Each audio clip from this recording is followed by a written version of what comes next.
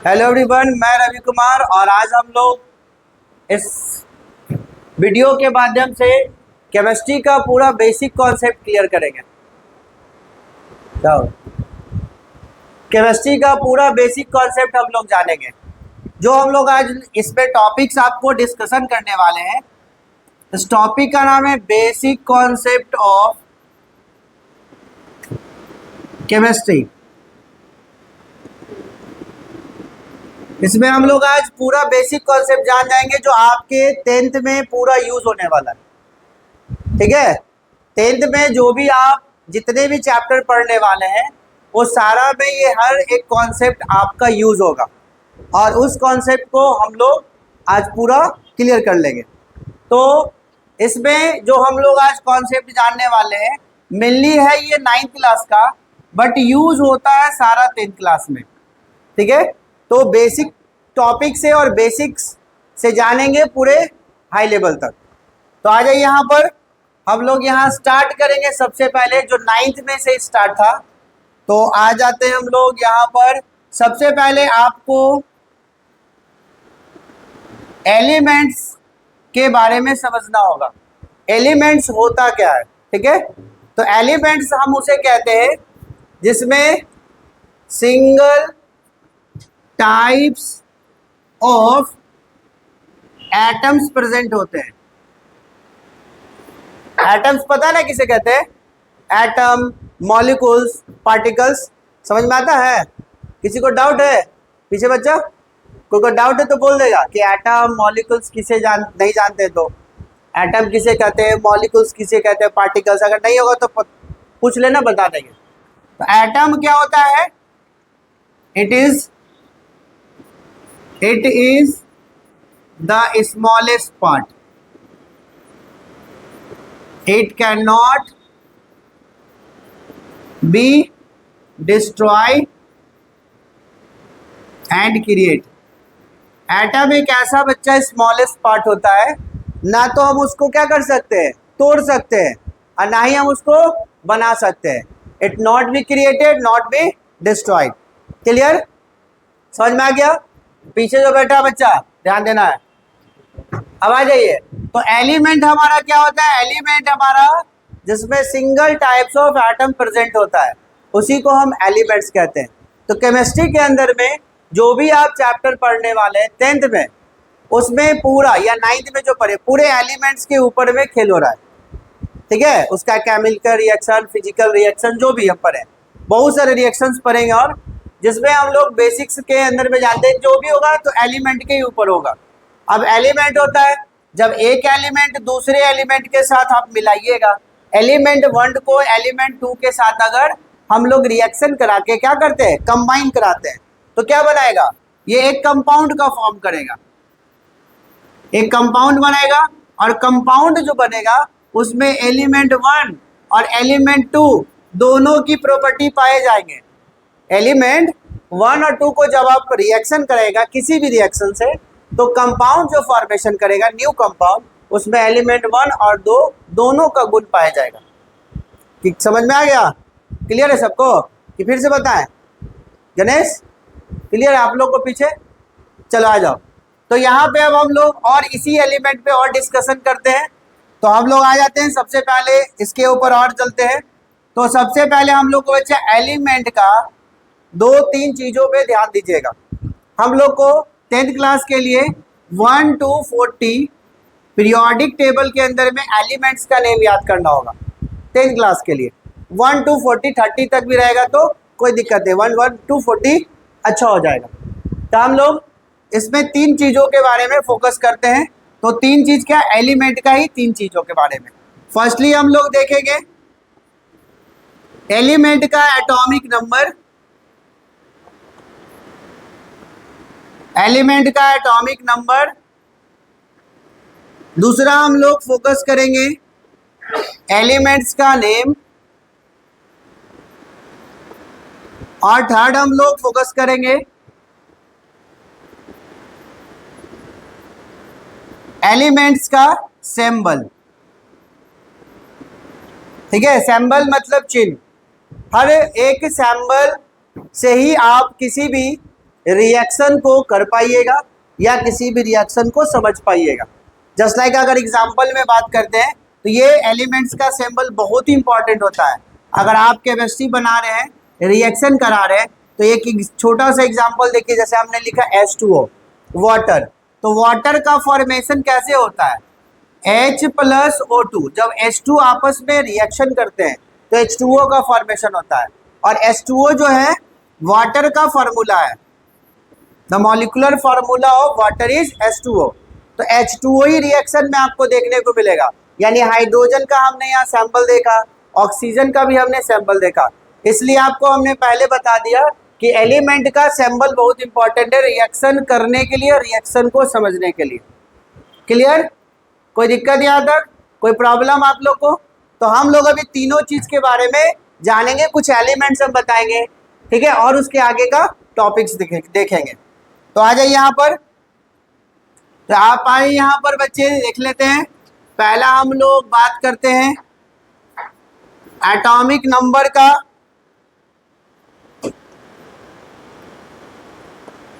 ये है atomic number के लिए हमने एक इधर बनाया है, ये एलिमेंट्स का इधर नेम हो जाएगा।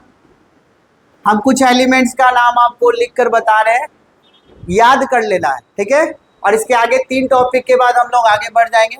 यहाँ पे हम एलिमेंट्स का सिंबल को पहचानेंगे।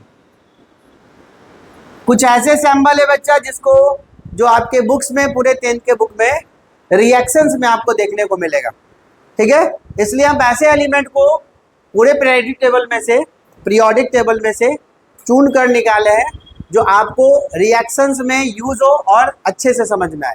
तो पहले अगर सबसे पहले बात कर लेते हैं, एटॉमिक नंबर हम 1 लिखेंगे, और हाइड्रोजन एटॉमिक नंबर, हाइड्रोजन जो एलिमेंट है उसका एटॉमिक नंबर 1 होता है। इसके बाद हम लोग चलाएंगे सीधा 6 पर, कार्बन। कुछ हम लोग चुन कर लाए हैं इसलिए इसमें आपको स्किप करेंगे। कार्बन का एटॉमिक नंबर 6 होता है। इसके बाद अगर हम बात करते हैं नाइट्रोजन एलिमेंट का, नाइट्रोजन का एटॉमिक नंबर 7 होता है। इसके बाद हम आ जाते हैं सोडियम, सोडियम का एटॉमिक नंबर हमारा 11 होता है। इसके बाद आ जाते हैं मैग्नीशियम, ये हमारा एटॉमिक नंबर इसका 12 होता है। इसी तरीके से हम आ जाते हैं एल्युमिनियम, इसका एटॉमिक नंबर 13 होता है। इसके बाद हम आ जाते हैं क्लोरीन, क्लोरीन का एटॉमिक नंबर कितना होता है बच्चा, 17 होता है। इसी तरीके से हम आ जाते हैं पोटासियम, पोटासियम का हमारा एटॉमिक नंबर 19। और हम लास्ट आ जाते हैं कैल्शियम, कैल्शियम का एटॉमिक नंबर हमारा 20 होता है, ठीक है। अब आप यहाँ देखिएगा, ये हमने एटॉमिक नंबर लिखा है कुछ एलिमेंट्स का, यहाँ पर एलिमेंट का हम कुछ एलिमेंट्स का नाम लिखे, ठीक है। अब इसका सिंबल, तो हाइड्रोजन का सिंबल बच्चा H होता है, कार्बन का सिंबल C, नाइट्रोजन का N, सोडियम का Na, मैग्नीशियम का Mg, अल्युमिनियम का Al, क्लोरीन का Cl, पोटासियम का K और कैल्शियम का Ca। तो ये हमारे पास सिंबल हमने देखा, इधर एटॉमिक नंबर हमने देखा, इधर हमने क्या देखा, एलिमेंट्स का नेम देखा। अब यहाँ पर हम आपको इलेक्ट्रॉनिक कॉन्फ़िगरेशन सिखाएंगे जो आपके लिए इम्पॉर्टेंट है। अब इलेक्ट्रॉनिक कॉन्फ़िगरेशन अगर आपको नहीं आता है, इलेक्ट्रॉनिक कॉन्फ़िगरेशन अगर आप लोग को नहीं आता है तो क्या होगा, आप ना वैलेंसी निकाल पाइएगा, ना वैलेंसी समझ पाइएगा। बिना इलेक्ट्रॉनिक कॉन्फ़िगरेशन का ना आप आयन समझ पाइएगा। आयन समझते हैं, negative positive charge, cation, anion, anode, cathode भी कहा जाता है, तो वो आपको नहीं समझ में आएगा। और किस तरीके से रिएक्शन लिखते समय कहाँ 2 लिखना है, कहाँ 3 लिखना है, बिना वैलेंसी का 2, 3, 4 आप सेट नहीं कर सकते हैं। तो क्या हो जाएगा, जब हम chemical reaction and equation chapter पढ़ेंगे क्लास 10 का फर्स्ट चैप्टर, तो उसमें बैलेंसिंग द इक्वेशन करने में बहुत प्रॉब्लम होगा। विदाउट बैलेंसी आप कैसे बैलेंस कीजिएगा, पता ही नहीं रहेगा कि हाइड्रोजन वहाँ 2 है कि ऑक्सीजन 2 है, क्योंकि हाँ बोलिए, हाँ क्या, हाँ कैटायन और एनायन, देखिए नाम से आप पकड़ सकते हैं, क्या कर सकते हैं, नाम से। हम तीनों नाम लिखेंगे, ठीक है, और उस तीनों नाम को आप देख लेना। जैसे यहाँ पे देख लो, केटायन हो गया और एनायन हो गया। सी से केटायन, ए से एनायन, सी से कैथोड, ए से एनोड, ठीक है। ये हो जाता है आपका पॉजिटिव, ये हो जाता है आपका निगेटिव, ठीक है। C A, positive negative, positive negative, cation anion, cathode anode. कोई दिक्कत? आगे देखा जाए, कोई दिक्कत है यहाँ तक? अब आ जाओ। इलेक्ट्रॉनिक कॉन्फ़िगरेशन कैसे सीखोगे बच्चा? तो इलेक्ट्रॉनिक कॉन्फ़िगरेशन के लिए थोड़ा सा हम आते हैं फिर से। एक देखिएगा यहाँ पर, ये हमारे पास है एक फील्ड।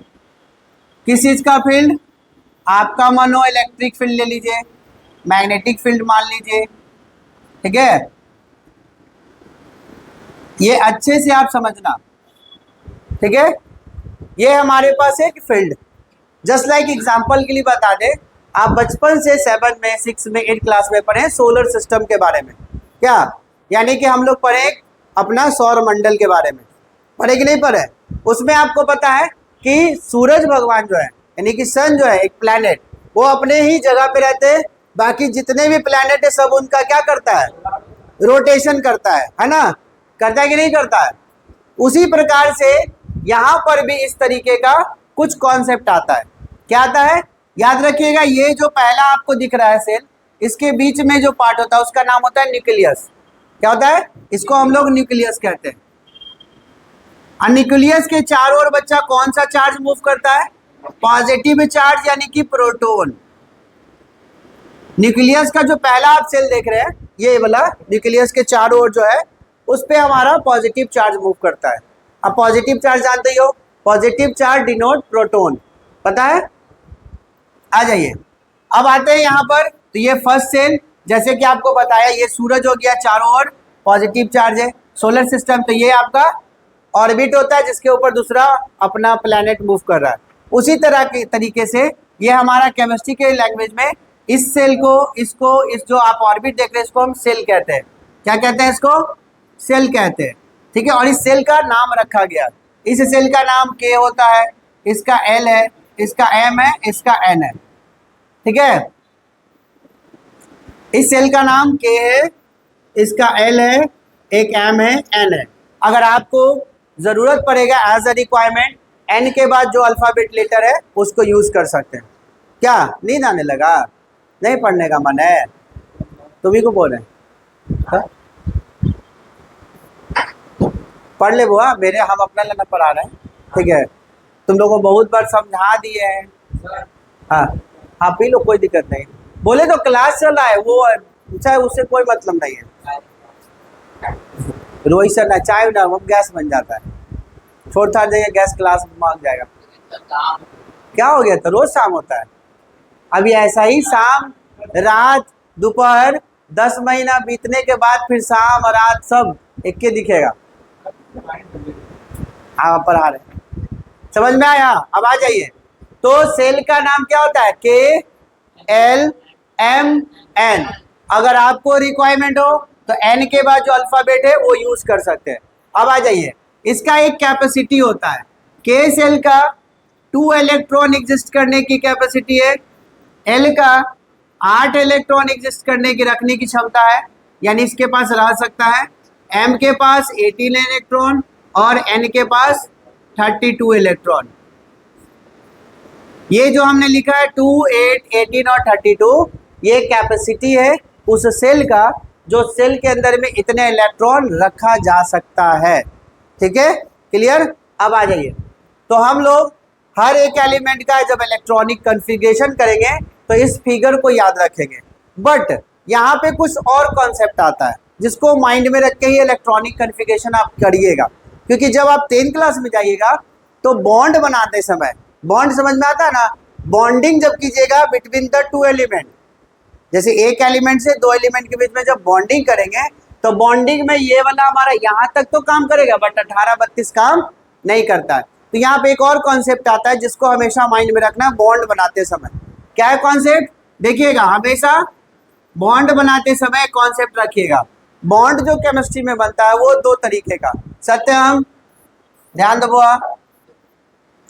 बॉन्ड जो बनता है दो तरीके का, एक बॉन्ड है जिसका नाम होता है डुएट बॉन्ड, और दूसरा बॉन्ड बनता है जिसका नाम है ऑक्टेट बॉन्ड। तो डुएट और ऑक्टेट बॉन्ड जो होता है बच्चा, डुएट और ऑक्टेट बॉन्ड, इन दोनों में बहुत अंतर है, और यही बॉन्ड हमारा पूरा केमिस्ट्री के अंदर में बॉन्डिंग में सीखेंगे।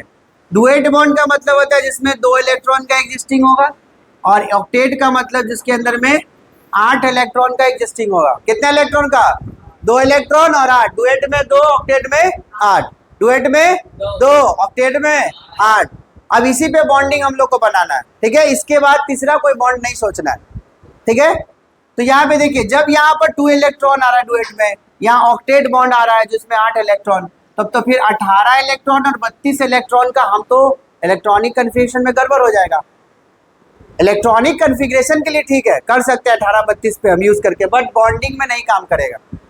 क्लियर? तो अब हम इसके लिए क्या करेंगे, तो हम लोग अभी पहले इलेक्ट्रॉनिक कन्फिग्रेशन सीखेंगे, बॉन्डिंग तो हम लोग को सीखना ही है, सीखेंगे भी और आगे। तो यहाँ पे आ जाइए फिर से, हम लोग यहाँ पे देख रहे थे कि एटॉमिक नंबर, एलिमेंट का नेम एंड द सिंबल। अब आ जाइए, याद रखना एक और क्वेश्चन है इसमें, और एक और पॉइंट को ध्यान देना है। जिस भी एलिमेंट का जितना एटॉमिक नंबर होता है, जिस भी एलिमेंट में जितना एटॉमिक नंबर होता है, या जिस भी एलिमेंट का जितना एटॉमिक नंबर होता है, उतना ही इलेक्ट्रॉन उस एलिमेंट में प्रेजेंट होता है। क्लियर? जिस भी एलिमेंट में जितना एटॉमिक नंबर है, उतना ही इलेक्ट्रॉन उसमें क्या होता है, प्रेजेंट होता है। तो हम यहाँ पे क्या टॉपिक देख रहे हैं, इलेक्ट्रॉनिक कन्फिग्रेशन करना। तो इलेक्ट्रॉनिक कन्फिग्रेशन किसका करेंगे, इलेक्ट्रॉन का करेंगे, प्रोटॉन का नहीं करते हैं। इसलिए इलेक्ट्रॉन यही से याद कर लेना है, जिस भी एलिमेंट का जितना एटॉमिक नंबर, उतना ही इलेक्ट्रॉन में यहाँ इलेक्ट्रॉनिक कन्फिग्रेशन होगा। क्लियर? और इसको बॉन्ड शो करना है डुएट और ऑक्टेट, बट के एल एम एन सेल बजाएंगे तो 2, 8, 18, 32 कर सकते हैं। अब आ जाइए हमारे पास, तो हाइड्रोजन का एटॉमिक नंबर 1, इसमें इलेक्ट्रॉन भी 1 है, तो हाइड्रोजन का एटॉमिक नंबर 1 है, तो इलेक्ट्रॉनिक कन्फिग्रेशन 1 होगा। दूसरा बात करते हैं, यहाँ हमने कार्बन लिखा है, कार्बन का एटॉमिक नंबर 6 होता है, तो पहला सेल में हम 2 इलेक्ट्रॉन रखेंगे, बताया था ना, और दूसरा में कितना रखेंगे, 8 ऐसे रख सकते हैं, बट हमारे पास कार्बन में 8 तो है नहीं, इलेक्ट्रॉन 6 है, तो 6 में 2 हमने पहले ही दे दिया, तो कितना बचा, 4। तो हमारा 4 यहाँ पर इलेक्ट्रॉन इस आउटर मोस्ट लास्ट में रखा जाएगा। नाइट्रोजन में 7 होता है, तो यहाँ पर 2 और यहाँ पे हो जाएगा 5। यहाँ पे आप सोडियम आ जाइए, सोडियम में 11 इलेक्ट्रॉन होता है, यानी 11 इसका एटॉमिक नंबर। 5 कहाँ पे बोलिए, नाइट्रोजन का एटॉमिक नंबर 7 होता है, तो यहाँ पे पहला में हमने 2 लगा, तो 7 में से 2 गया तो 5 ही ना बचेगा, तो 5 हमने लास्ट में रख दिया। अब आ जाइए, सोडियम का एटॉमिक नंबर 11, तो पहला में 2 और दूसरा में 8 और इसमें 1। यहाँ पे 9 कभी नहीं रखेंगे, क्यों बताया ना हमने, बॉन्ड डुएट या ऑक्टेट 9 रखेंगे तो 9 का इलेक्ट्रॉन का बॉन्ड नहीं बनता, अभी हमने बता चुके। समझ में आया? ध्यान रखना हमेशा, पूरे 10th क्लास में चाहे कोई भी चैप्टर पढ़े, बॉन्ड में डुएट और ऑक्टेट, डुएट और ऑक्टेट, डुएट ऑक्टेट, 9, 10, 11, 12 इलेक्ट्रॉन का बॉन्ड नहीं बनाना है, गड़बड़ हो जाएगा। 2, 8, 4 नहीं, 2 और 8 बॉन्ड। अभी हम सिखाएंगे कुछ बॉन्डिंग लास्ट में, दम इसका जब खत्म हो जाएगा सब, तो ठीक है। चलिए ध्यान दीजिएगा। इसी तरीके से मैग्नीशियम का इलेक्ट्रॉनिक कन्फिग्रेशन 2, 8, 2, ठीक है। इसी तरीके से अल्युमिनियम का 2, 8, 3। इसी तरीके से हमारा क्लोरीन का 2, 8, 7। इसी तरीके से हमारा पोटासियम का 2, 8, 8। यहाँ पे कितना है, 19 है ना, तो 8, 8, 16, 2, 18, 1 बचा ना, आउटर मोस्ट लास्ट में कितना चल जाएगा, 1। यहाँ पे कैल्शियम का कितना हो जाएगा, 2, 8, 8, 2। कोई दिक्कत? ये क्लियर हो गया पूरा? इलेक्ट्रॉनिक कन्फिग्रेशन पूरा क्लियर हो गया कि नहीं क्लियर हो गया? इलेक्ट्रॉनिक कन्फिग्रेशन क्लियर हो गया कि नहीं क्लियर हुआ? अब आ जाइए, हम लोग सीख लेते हैं थोड़ा इसी पे वैलेंसी, यहीं से जानेंगे, क्या जानेंगे, वैलेंसी। तो देख लो, ये होता है, आप ध्यान दीजिएगा, जो भी हमने इलेक्ट्रॉनिक कन्फिग्रेशन के मदद से वैलेंसी कैसे निकालते हैं, तो हम जो अभी राउंड कर रहे हैं ये डिजिट को, जो हमने राउंड किया डिजिट को, इस सारे डिजिट का एक नाम होता है, इसको हम लोग केमिस्ट्री के लैंग्वेज में आउटर मोस्ट सेल बोलते हैं। क्या बोलते हैं बच्चा? आउटर मोस्ट सेल, यानी सबसे बाहर जो लेयर बना हुआ, ठीक है। आउटर मोस्ट में जितना भी इलेक्ट्रॉन आपको दिख रहा है, नंबर्स ऑफ इलेक्ट्रॉन जो दिख रहा है, ठीक है, वो नंबर्स ऑफ इलेक्ट्रॉन से ही हम लोग वैलेंसी पता करते हैं, ठीक है। तो वैलेंसी के लिए एक दो चीज और जरा ध्यान देखिएगा। बॉन्ड बनाते समय दिख रहा है यहाँ पे इधर, बॉन्ड बनाते समय दो चीजों पर फोकस करना है। बॉन्ड बनाते समय दो चीजों पर फोकस करना है। जब कोई भी एलिमेंट, पहला एलिमेंट जब दूसरे के आपस में रिएक्शन करके कोई कंपाउंड बनाता है, तो याद रखिएगा मैक्सिमम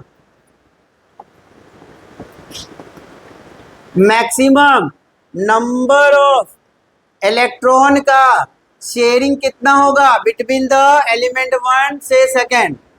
एलिमेंट अगर हम एक एलिमेंट दूसरा एलिमेंट मिलेगा तब ना कंपाउंड बनेगा। कंपाउंड कब बनेगा? जब एलिमेंट एक दूसरे के बीच में बॉन्ड बनाएगा।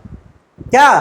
तो बॉन्ड बनाएगा तब। तो याद रखना मैक्सिमम नंबर ऑफ इलेक्ट्रॉन कितना बॉन्ड बनाने के लिए यूज करेगा, चाहे तो लेगा या फिर देगा, यानी कि इलेक्ट्रॉन लूज करेगा या गेन करेगा। याद रखिएगा एक इलेक्ट्रॉन कर सकता है कितना? एक इलेक्ट्रॉन कर सकता है, 2 इलेक्ट्रॉन भी कर सकता है, 3 इलेक्ट्रॉन कर सकता है, या मैक्सिमम 4 इलेक्ट्रॉन। 4 से ज्यादा नहीं करेगा।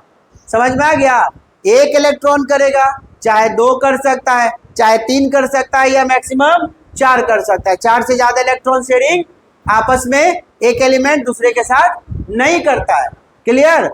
तो अब इसी बेसिस पे हम लोग यहाँ पे सीख लेंगे कि कैसे किसका वैलेंसी होता है, शेयरिंग के ही मदद से और आउटर मोस्ट सेल के मदद से। आउटर मोस्ट में जितने इलेक्ट्रॉन है, तो जरा ध्यान दीजिएगा आप लोग यहाँ पर इसमें देख सकते हैं, इसका तो कोई बात नहीं है, हाइड्रोजन है। हाइड्रोजन के पहले में अब सेल को पूरा करना है तो 2 इलेक्ट्रॉन मिलेगा, 2 इलेक्ट्रॉन इसमें पूरा करेंगे ना, तब ना डुएट बॉन्ड पूरा होगा। तो हाइड्रोजन में एक पहले से पता है, एक पहले से प्रेजेंट है, और हाइड्रोजन क्या करेगा? एक एलिमेंट किसी से गेन करेगा, और एक गेन करके क्या कर लेगा? इस पे एक और एक प्लस करके 2 बना लेगा। ठीक है, अब दूसरा में आते हैं। तो याद रखना हाइड्रोजन का वैलेंसी कितना होता है? हमेशा 1 होता है। क्यों होता है? क्योंकि एक इलेक्ट्रॉन उसने क्या किया? लिया। ठीक है, क्लियर? एक हाइड्रोजन ने एलिमेंट गेन किया, इसलिए उसका वैलेंसी कितना? 1। अब आ जाओ, ये कार्बन का है ना, कार्बन का हमारा कितना होता है? आउटर मोस्ट में 4 इलेक्ट्रॉन, इसको ऑक्टेट बॉन्ड पूरा करना है, 8 इलेक्ट्रॉन इसमें रखेगा, तो 4 इलेक्ट्रॉन किसी से गेन करेगा, इसलिए इसका वैलेंसी कितना होता है? 4। तो कार्बन का वैलेंसी कितना हो गया? 4। हाइड्रोजन का वैलेंसी कितना हो गया? हाइड्रोजन का वैलेंसी यहाँ पे देखिएगा, यहाँ पे हम इसका सबका वैलेंसी लिख रहे हैं। हाइड्रोजन का वैलेंसी 1, कार्बन का वैलेंसी 4। अब आ जाइए, नाइट्रोजन का वैलेंसी कितना होगा? 5 है तो 3 लेगा ना, तो इसका वैलेंसी 3, बट कहीं कहीं पे 5 भी हो जाता है। ठीक है, 3 याद रखना, मेनली 3।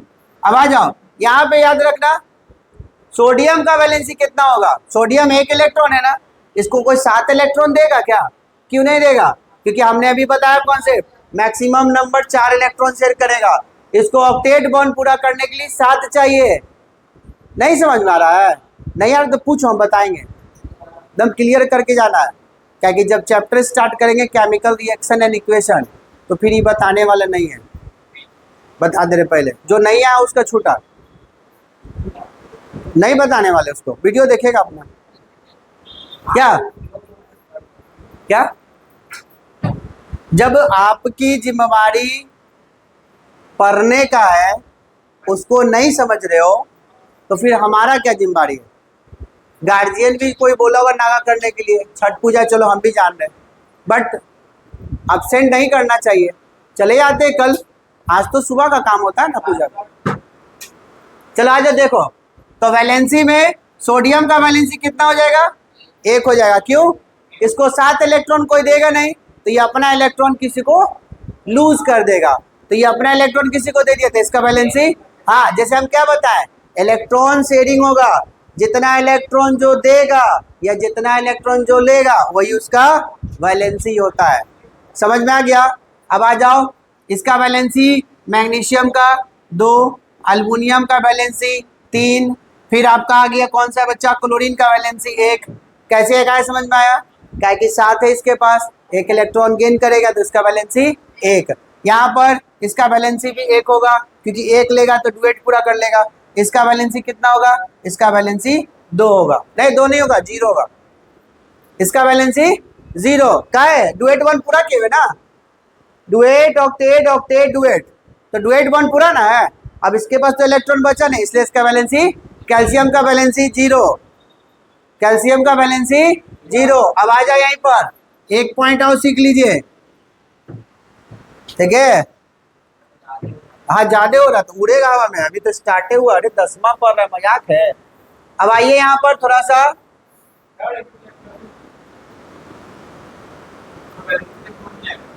नहीं आया, बोलो ना कौन सा 0 कैसे लाया? कौन बोलो ना, ये कौन सा? ये देखो यहाँ पे कितना इलेक्ट्रॉन है, ये डुएट 1 पूरा ना है। अब आपको बताया ना 2 8 8 8 2 ऐसे चलता है इलेक्ट्रॉनिक कॉन्फ़िगरेशन में। तो देखो यहाँ पे 2 है मतलब बॉन्ड पूरा ना है पहले से डुएट, हाँ पूरा है कि नहीं पूरा है? नहीं पूरा है। दूसरा इलेक्सेल में 8 इलेक्ट्रॉन रखा था, यही तो तुमको नहीं समझ में आ रहा। 2 8 8 2 8 8 2 8 8 8 कहाँ पूरा हुआ है अभी? 2 ही ना है। ये अपना, अब इसको 6 इलेक्ट्रॉन कोई देगा? नहीं देगा, तो क्या करेगा? ये अपना 2 इलेक्ट्रॉन किसी को देगा। तो अभी ना हमने बताया इलेक्ट्रॉन जितना लूज करेगा, जितना इलेक्ट्रॉन गेन करेगा, वही उसका वैलेंसी होगा। क्लियर? तो यहाँ पे 2 इसका वैलेंसी। अब आ जाओ एक टॉपिक देख लो आयंस के बारे में। आयंस का बच्चा एक और नाम होता है जिसको बोलते हैं रेडिकल,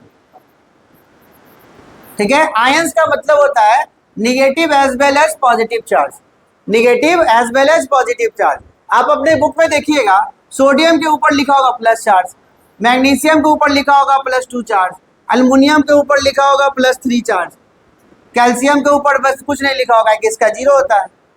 या आप देख सकते हो और क्लोरीन के ऊपर लिखा होगा माइनस चार्ज, ध्यान है? आयरन के ऊपर भी लिखा होता है माइनस चार्ज। क्यों लिखा हुआ है माइनस प्लस? तो देखो जितना जो इलेक्ट्रॉन गेन करेगा, गेन का मतलब क्या होता है? किसी से इलेक्ट्रॉन सीधा मान लो उधारी मांग रहा है, borrow the electron from a neighbour element, बगल वाला पड़ोसी एलिमेंट से वो इलेक्ट्रॉन मांग रहा है, उधारी बोरो कर रहा है। अब कोई उधारी लेगा तो क्या होगा? कर्जदार होगा, और कर्जदार होगा तो क्या होगा? निगेटिव चार्ज उस पर।